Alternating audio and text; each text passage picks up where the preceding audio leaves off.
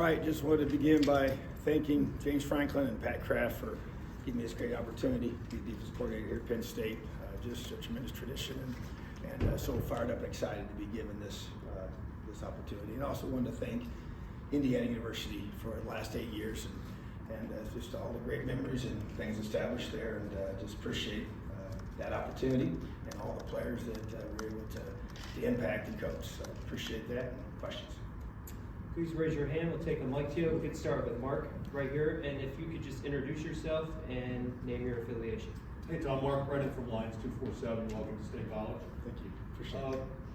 What went in your decision to take a job immediately rather than take a little bit of time off? I don't mean that to be insensitive, but I think a lot of people wonder, when you go through a sudden change like that, why dive right back in? Thanks. Well, you don't control the clock of the timing of things, so you respond as you do in most things in life. But, I think for me, I'm a football coach, and just love what I do. And this opportunity to present itself at this time frame was one that I immediately had interest in, and obviously had a chance to go further into that and meet the coach and go through the process. But for me, I really expected to get back into it. Once things happened as they did, probably a little quicker than expected. But once again, that's the part you don't control. I just really have so much respect for this program, playing them for 8 straight years in our division, and obviously getting to know Coach Franklin and what he's built here and the way he does things. Was super excited about that. So that's why when it came, opportunity presented itself, we went after it. In the middle, John. Hey Tom, John Sauber, Sunday Times. Obviously, you spent the last 7 years as a head coach. What do you think the biggest difficulties will be when it comes to going back to being a defensive coordinator after spending so much time leading the program? Well, I've really I stayed in that role as the DC for several of those years. I will say I'm looking forward to being able to just do that. It's really challenging to do both. And as things have changed the last few years, almost impossible to do both. So I look forward to just focusing on being the best defensive coordinator I possibly could be.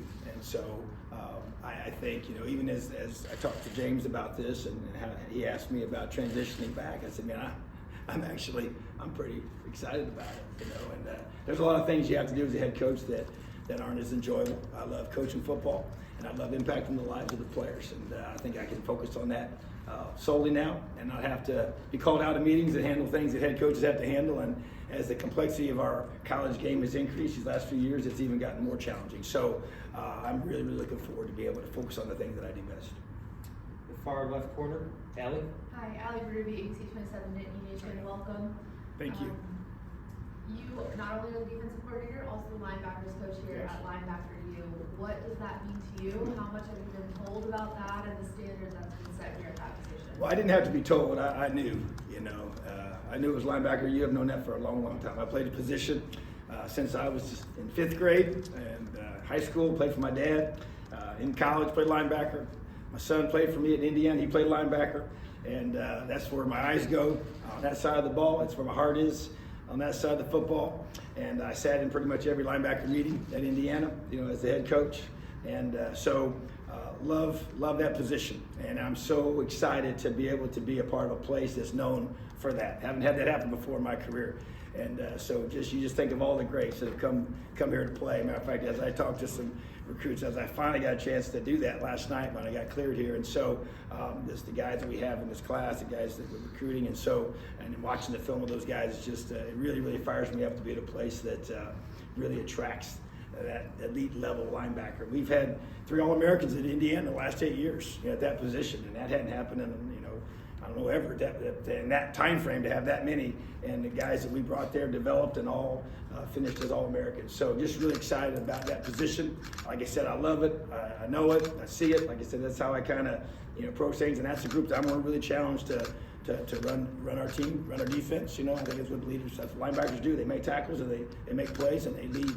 With leadership and production. So just want to be able to take that to that group, and excited about the chance to lead the linebackers here at Penn State. In the middle, Johnny. Hi, Tom. Over to your right. Right. John McGonigal, Penn Life. Nice to meet you. In your time at Indiana as head coach, what was your impression over the years of James Franklin and the he's built and cultivated? Well, you know, just you're seeing the what he was able to come here and that situation that he walked into and to just systematically, you know, build the program the way he wanted to build it and the culture that he built. I just think that you could just see as every year passed the talent level increasing. I felt like I thought that players here physically, but from when they got here to when they left, just the way they just, you know, moved and ran, and then you see how they tested, and when they were going to the draft, it just always seemed to be, just caught my eye that they're doing something right, you know, and obviously the product on the field, the way the kids play, and just the physicality of the teams and the athleticism of the teams. You know, obviously when I first started playing, you know, Saquon Barkley was the tailback we're trying to tackle, you know, and so just so many great players.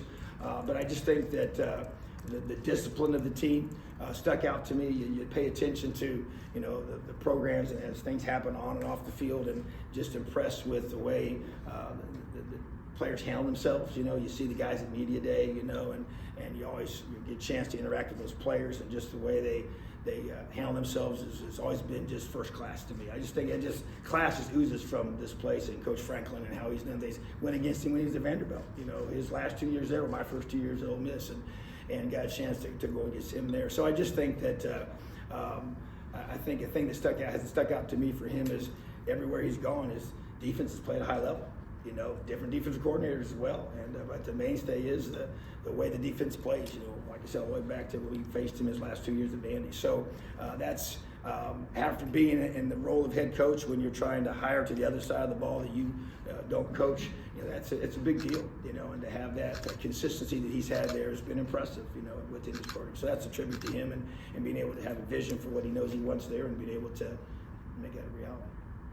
Front middle, Greg. Coach Greg Pickle from Blue White Illustrated. Nice to meet you. Coach, over your coaching career, there's been a lot written about the type of defense that Tom Allen defenses play. In your words, what is a Tom Allen defense? What should Penn State fans be watching for or expect when your unit first takes the field next year? Well, we say with our DNA, you know, it's and wherever you go, you know, it's not. I don't like to use the words mine and I. It's we and ours. And so we're going to play. It's about, you know, takeaways, tackling, and effort. You know, we install those three things. That's our DNA every day: takeaways, tackling, and effort. And within that, man, we're going to be aggressive, attacking defenses. I think one thing we've been known for is just being really doing a good job at disguising things. You know, making that quarterback have to really process when the ball gets snapped. Take a lot of pride in that. Spend a lot of time with that. And changing windows, you know, just being able to be aggressive with that. And there's a lot of similarities too. You know, even when Brent was here, you know, we had talked and you know, a lot of similarities. Even same thing with Manny. I've known Manny for several years. So there's a lot of similarities to the way we think and believe and do things. And so it's just, you know, part of the fit piece, you know, for us, and I'm sure for part of the fit piece for Coach Franklin. But you know, to me, it's about letting your guys play fast, be very, very physical, and we just want to attack, you know. And I want the guys to play free, and I want them to play with just absolute confidence. But that preparation is what creates that confidence. So you got a simplicity to you, you know, but a complexity as it's presented to the offense. Over here on the right, Audrey. Hi, Audrey Snyder, The Athletic. James told us last week that he wanted to hire somebody who wasn't intimidated to take over the top-ranked defense in the country. I guess, why do you feel like you're the right guy for that? And also, how do you kind of go through the next few weeks with getting familiar with this roster? You mentioned talking with recruits. How do you balance and navigate all of that? Well, you know, first of all, your first question, you know, I just think that it's you know, it's expectation. You know, you want to be a place where expectations are high. You know, but there's no question. I mean, you go through and you look at what they were able to accomplish this past season. It's pretty impressive now. It hasn't happened very often, and statistically how they've dominated in the run game and the throw game and leading the country in sacks and just disrupting. That's what I kind of think of it. So, you know, but at the same time, you know, you want to go a place where the expectations are high, but the standards are high, and that's what's been said here. And you know, hats off to Coach Diaz and what he did, and obviously the whole staff. They did a great job and great chemistry, you can tell, and a lot of great people in that room. And that didn't happen by accident. And it's obviously the players and all that they did and their buy-in. So, but that excites me, you know, and I want to be able to you know, build off what they've had here, and I love the fact that there's a standard and expectation you're going to play great defense at Penn State. And that's been going on a long time before any of us got here, you know. So that's that positive pressure that you all want, that to be in, to be able to allow yourself to be driven towards greatness, which is what I want to chase after every day. And then you think about the second part is how you build relationships. So that's my big goal here in the next couple of weeks, is get to know the players and spend time with them. I can do that now, and I'm going to be going to the bowl site and being there, and that's going to be one of my big objectives, is meet with our guys and watch them practice and watch their practice habits and watch them communicate. Because I think about the linebackers and how they talk and communicate within, you know, their rooms, and as well as sitting in those meeting rooms and see how they interact with the coaches and get to build relationship with our coaching staff as well. So relationship building is going to be number one, and then I'm continuing to watch film. You know, I'm really going to study and continue to study. Been doing that already, you know, our players and being able to do a great job of meshing all the great things that have been accomplished here this season and the way they've been able to get it done, and really doing a great job of just building off that and enhancing it. In the middle, Mike. Hi, Coach. Welcome to State College. Thank you. Mike Warren, StateCollege.com. Michael Penix Jr., 2020. I knew this was coming. Oh, it was a touchdown. And so, but you know, I get it. It depends on what glasses you're wearing. You know, I guarantee you that depends on who you're cheering for and which sideline you're on. Obviously, it was very contested, both sides, and reviewed and talked about to nauseam. But I got a big old picture in my office that shows that he scored, and it was a touchdown back then. That's probably still considered a touchdown today. It'll be considered a touchdown 20 years from now. So, but bottom line is it was a great game, and that was a great win for the Indiana Hoosiers. In the back here, Ben. Hey Tom, Ben Jones, statecollege.com. Going off of what Mike said, what is it like to join a program that you've had the shared experiences with on the other side of the ball? You know, to have had something like that game or that play where you were on the right side, and now you're on the other side. What is it like to join? Unique. You know, I was, even in the interview process, we were watching film, and we're actually watching film of our game that we played several weeks ago, and you don't usually have a chance to kind of talk about, hey, this was the call, and this is what happened on this play, and as we were going through and kind of explaining what we were doing, and we were talking about what they were doing, and even watching their offense. So a lot of unique things about the dynamic of it all. To be able to move to not only a team that you played, but a whole conference that you played against. So I think a tremendous advantage to be able to know your opponents, know a lot of the coaches and how they do things, and even from a program perspective, even a schematic perspective, and in recruiting perspective as well. So I haven't had this situation before where I've kind of moved, in this way, in this time frame, so I think it will give us some unique advantages for sure. But it's definitely not something I've ever done before, but it's made the transition actually a little bit easier. In the back left, Ryan. Hey, I'm Ryan Risky with WTG Nittany Nation. Welcome to Happy Valley. Thank you. I was just wondering, how do you feel that the current personnel that Penn State has is going to fit the style of defense that you want to run? Yeah, I tell you what, just that's been probably going to be, as I talk about, building relationships and watching practice, really trying to evaluate that. And I'm impressed with our personnel. Obviously you're going to have some departures of guys that going to the NFL or graduating, going to have to replace those, and that's going to be a huge priority. But that's also why you have the developmental part of your program. And you have guys that have been here and been working, and now this is their opportunity, and to be able to enhance that. So I think that there's a lot of depth at some key spots that you rely on to do the things you want to do, the things that they were able to do successfully these last few years, and especially this past season. And so got a lot of those guys coming back as well. So I'm excited about being able to, and it's like this every year. You're always going to kind of tweak some things and look at it in the off season. We're going to do that right now to be able to maximize the skill sets and strengths of our roster and the guys that we have. Like I said, I have the advantage of watching them as from the other side of the lens as an opposing coach, and now being able to figure out how the best way to use those guys, so I feel like we've kind of got a good perspective on that, but definitely gonna have a way deeper chance to get to know them, and I'm looking for that. That excites me, to be able to get in there, dive in there, tweak some things with what you want to do to be able to maximize the current roster, and obviously the guys we just signed today, a lot of special players there, and really looking forward to that process. On the right, Daniel. Tom, Daniel Gallen, Lines 24/7. The last two people that held your job went on to become head coaches. One was the first time, and one was returning to that spot. Is that something that, as you look forward in your career, would you like to be a head coach again? Is that something that you feel like this could help you get that? I'm not coming here for that purpose. I'll tell you that. I'm coming here to be defensive coordinator. I'm 53 years old. I've had some great opportunities. I am so fired up to be in this position at this place. And so really, been through that the last 7 years and learned a ton now. I'm telling you, it's been, and I think about that role. I feel like I've grown so much since the last time I was a defensive coordinator only and not the head coach, and want to use that to really allow me to be a better defensive coordinator, a better assistant. I've sat in, Coach Franklin's seat, been in all those meetings with him and know what that feels like and the things you have to do. And I feel like I'm going to be a much better assistant, a much better, leader of the defense. And I'm very excited about that role and can't wait to be able to have that as my focus and not the 10,000 other things that you have to do when you're head coach. In the middle, Max. Hey Tom, Max Ralph with Penn State. Welcome, like everybody else said. Appreciate that. I'm wondering if you could kind of expound on the process with building relationships. Signing day came out one day after you were officially announced, and also transfer portal running rampant. How does that kind of whirlwind go on? How does that process work for you? If you could just expound on that a little bit. Yeah, so that's a great question. So basically, now that I'm cleared to be able to talk to the guys here, that process, and it'll happen at the bowl site for our players since they've already gone home. And then we're really going to use this time to reach out to the commits and get a chance to talk to them more. I had a chance to FaceTime with them last night, which was awesome. But you're going through and you're watching the guy, and then you talk to him.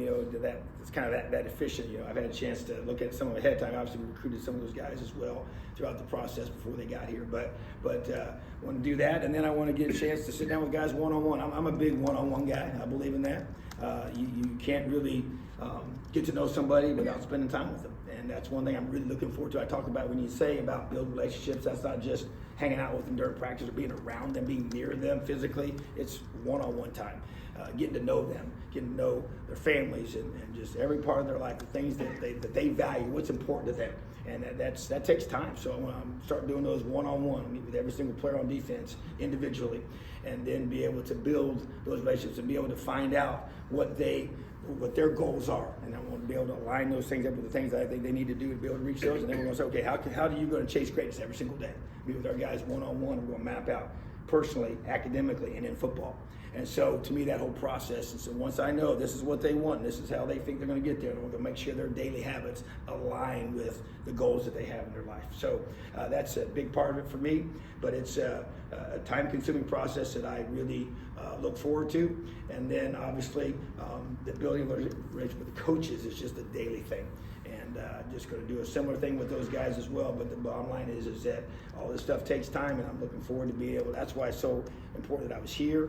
Get this process, where it is now from a time frame perspective, so I can get to the bowl site and now fully cleared and able to interact and sit in meetings now and watch them practice and really take the relationship to another level. In the front, right, Neil?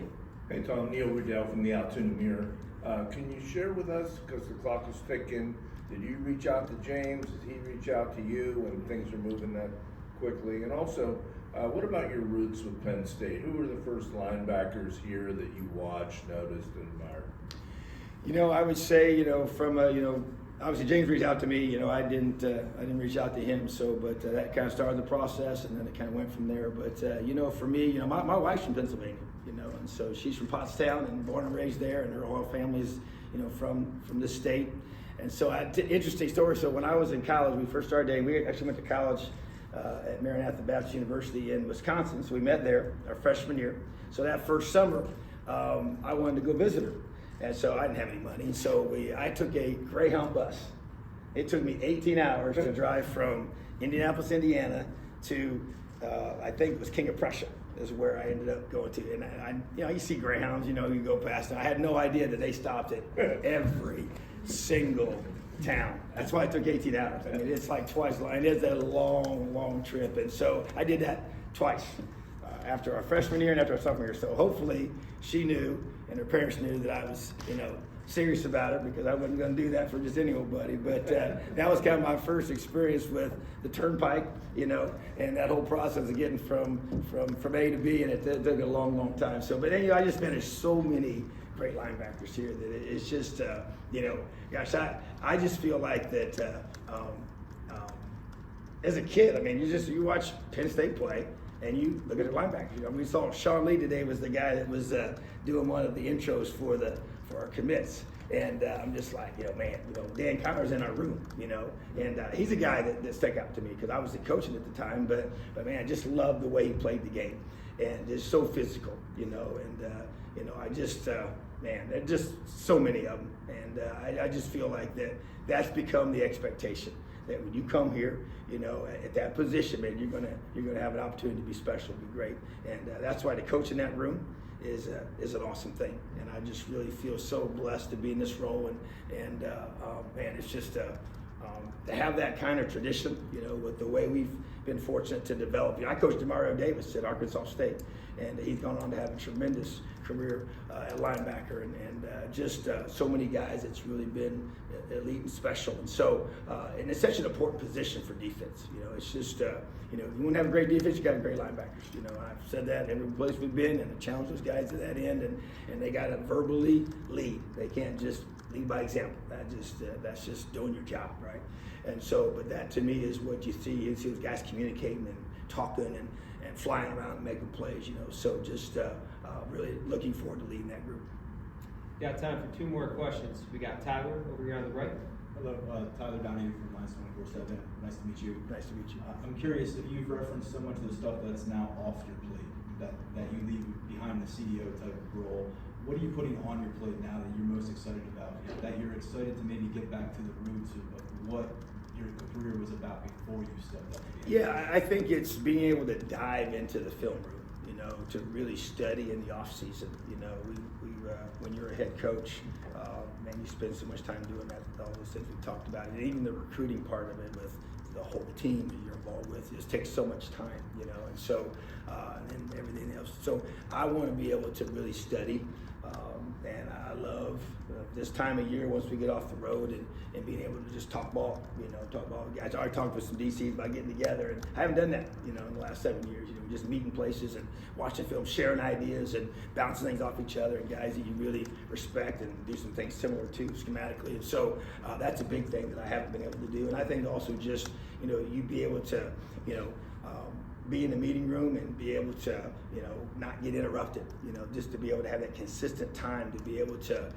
you know, focus on what you want to be able to do, to kind of dive more into the evaluation of the why part of defense. You know, I think that to me, there's no magic defense. The magic, I believe, is in the players, and the magic is in their belief. But you got to know why. You got to have answers, you know. And so the why part of what you do, I think you have a time in the off season to really dive into that. You know, and really kind of come up with some better answers for things, and to be able to have those little wrinkles that can be the difference in a game, you know, and kind of and really zero in on different phases of, you know, whether it's the red zone or, you know, third downs, or, you know, just focus on base down and say, what can we do to really make our system better? You know, and you do that from a peripheral perspective as the head coach, but you really assign that to other people. And so I want to really dive into that myself because that helps me. And so just, you know, growing in that area, and it's a time, you know, piece, and so you get a chance to really dive into those. And then I, you know, for me, it's more time with a smaller group of guys, you know, to really build even deeper relationships, you know, with your players, because I think that's really what, you know, sets apart the way that we try to do things and have done things for a long time. Is you know, I want to coach from my heart to theirs. I want to capture their hearts and their minds. Well, how do you do that? Well, you do it by really spending lots of time with them, and it may be watching film with them, you know, one-on-one or with small groups, and being able to show them how you can help them take their game to another level. So I really that really excites me to be able to have that time to do those things. Last question, front left, Zach. Hey Coach, Zach Seiko, Locked On Nittany Lions podcast. What are your thoughts on the number 11 linebacker spot, the history of it, the stardom of it, and whether it's Abdul Carter or someone else wearing number 11, how it would fit into your system?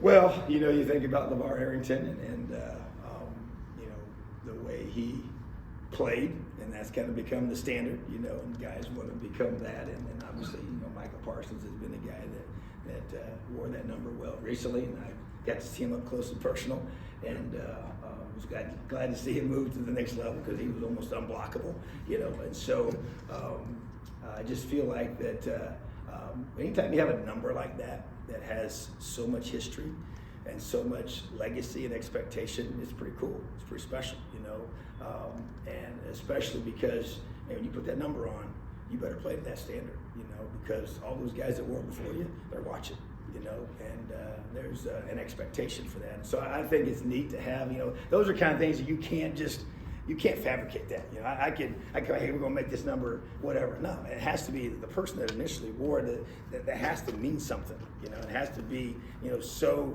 special that, there's pride in that. And then when you choose it, and I don't even know the process that we've gone through here as far as that, but I know who's worn it, you know, and so I just think that it's pretty awesome to be a part of a place that has that, especially the position that has so much value.